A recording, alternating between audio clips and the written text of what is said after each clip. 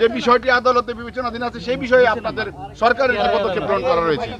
আপনারা জানেন যে বিষয়টা এখন যেহেতু আদালতে বিচারাধীন আছে, আজকে আমি দেখলাম হয়তো একটা শুনানি আছে।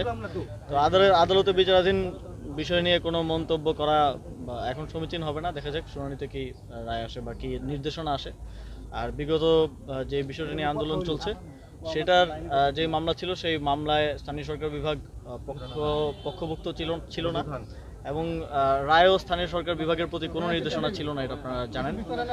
এবং যেহেতু নানা ধরনের আইনি জটিলতা তৈরি হয়েছে, মেয়াদ সংক্রান্ত জটিলতা তৈরি হয়েছে, এই জটিলতাগুলো নিরসনে আমরা আইন মন্ত্রণালয়ের মতামত চেয়েছি এবং আমরা জানতে পেরেছি যেহেতু একটা রিট পিটিশন হয়েছে, আমরা লিগ্যাল নোটিশও পেয়েছি এবং ওই রিট পিটিশনের শুনানি হয়তো আজকে হওয়ার কথা।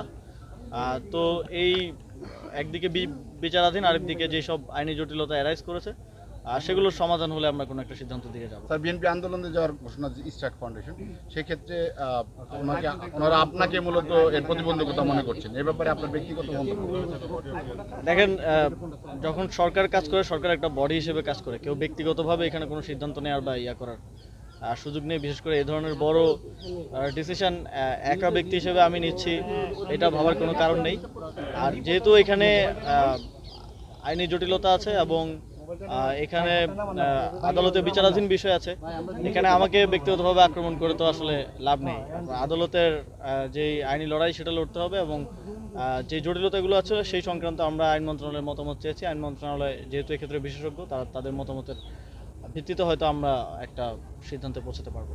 অর্থাৎ আদালত যে রায় দিবে সেটা আপনারা মেনে নেবেন? আর কিছু? মাননীয় উপদেষ্টা, ভারতের নিষেধাজ্ঞার ফলে আমদানিতে বেনাপোল সীমান্তে শত শত ট্রাক আটকে পড়ে।